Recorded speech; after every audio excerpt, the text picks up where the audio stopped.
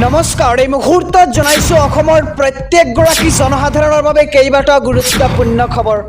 আজি হৈছে 18 জানুৱাৰী। আজিৰ দিনটোতে অসমৰ লগতে ভাৰতবৰ্ষৰ বিভিন্ন প্ৰান্তৰ পৰা কেইবাটাও গুৰুত্বপূৰ্ণ খবৰ একত্ৰিত কৰা হৈছে। এই মুহূৰ্তত জনাইছো আজিৰ প্ৰথমটো খবৰ। আজিৰ প্ৰথমটো খবৰেই ৰাজ্যবাসীৰ বাবে এটা ডাঙৰ খবৰ।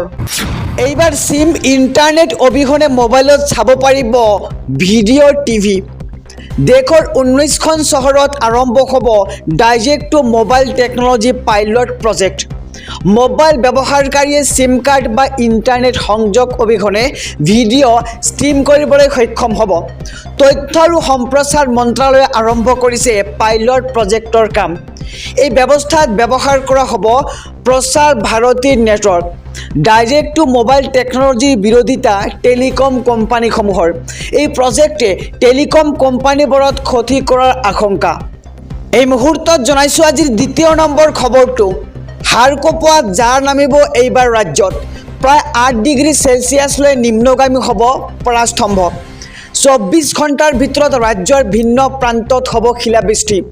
উজনি নামনিত বৰষুণৰ সমান্তৰাললৈকে নামিব ঘন কুঁৱলী আৰু কেইবাখনো জিলাত বিজুলীৰ ঢেৰেকনিৰ সম্ভাৱনা।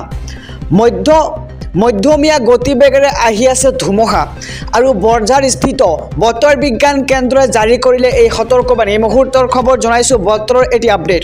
48 ঘণ্টালৈ ৰাজ্যৰ প্ৰান্তে প্ৰান্তে সলনি হ'ব বতৰ।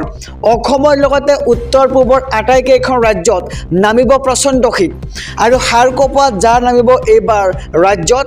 প্ৰায় 8 ডিগ্ৰী চেলছিয়াছলৈ নিম্নগামী হ'ব পৰাস্তম্ভ। এই মুহূৰ্তত জনাইছোঁ আজিৰ তৃতীয় নম্বৰ খবৰটো। APSC 2022 বৰ্ষৰ পৰীক্ষাৰ চূড়ান্ত ফলাফল ঘোষণা কৰা হৈছে।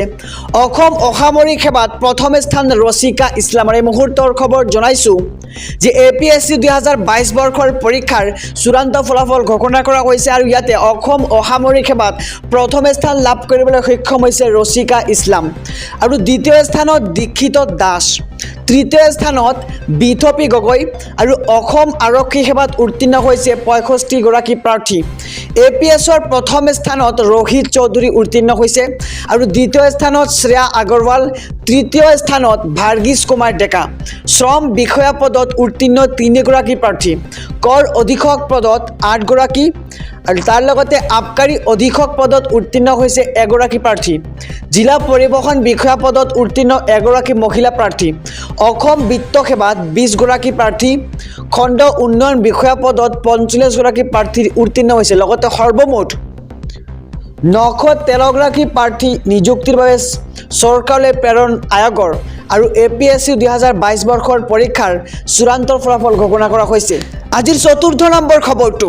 চৰকাৰৰ 50,000 টকা পাবলৈ আজি পুৱাই যাওক পঞ্চায়তলৈ। আজিৰ পৰা আৰম্ভ হ'ব প্ৰপত্ৰ বিতৰণৰ প্ৰক্ৰিয়া। 39 লাখ মহিলাক লাখপতি বনোৱাৰ উদ্দেশ্য এবাৰ হিমন্ত বিশ্ব চৰকাৰৰ। জিলাই জিলাই প্ৰপত্ৰ বিতৰণৰ তালিকা প্ৰস্তুত কৰিছে ৰাজ্য চৰকাৰে আৰু আপোনাৰ জিলাত কোন তাৰিখে দিয়া হ'ব প্ৰপত্ৰ জিলাভিত্তিক তালিকা আহি পৰিছে। আমি সবিশেষ জনাবলৈ যত্ন কৰিছোঁ SB অসম মিডিয়াৰ সমূহ দৰ্শকক। প্ৰপত্ৰ সংগ্ৰহ কৰিবলৈ আপুনি কি কি নথি লগত নিব লাগিব? প্ৰয়োজন হ'ব পাৰে জাতিগত প্ৰপত্ৰ, ফটো আৰু বেংক পাছবুক। আৰু 18 জানুৱাৰী কোন জিলাত কোন তাৰিখে দিয়া হ'ব প্ৰপত্ৰ সবিশেষ জনাই যাম। 18 জানুৱাৰী শিৱসাগৰ, যোৰহাট, তিনিচুকীয়া, ডিব্ৰুগড় আৰু চৰাইদেউত দিয়া হ'ব প্ৰপত্ৰ। লগতে 19 জানুৱাৰীত মাজুলী, লখিমপুৰ, ধেমাজি আৰু গোলাঘাট। 20 জানুৱাৰীত ডিমা হাছাও, কাৰ্বি আংলং, বৰাকৰ 3 জিলাত দিয়া হ'ব প্ৰপত্ৰ আৰু 21 জানুৱাৰীত বিশ্বনাথ, শোণিতপুৰ, নগাঁও আৰু দৰং। লগতে 22 জানুৱাৰীত দিয়া হ'ব মৰিগাঁও, হোজাই, ওদালগুৰি। 23 জানুৱাৰীত কামৰূপ মেট্ৰ', নলবাৰী আৰু তামোলপুৰত প্ৰপত্ৰ বিতৰণ কৰা হ'ব। 24 জানুৱাৰীত বৰপেটা, বঙাইগাঁও, বজলি আৰু গোৱালপাৰা দিয়া হ'ব প্ৰপত্ৰ। লগতে 24 জানুৱাৰীত ধুবুৰী, দক্ষিণ শালমাৰা, কোকৰাঝাৰ, চিৰাং আৰু বাক্সা জিলাত দিয়া হ'ব প্ৰপত্ৰ।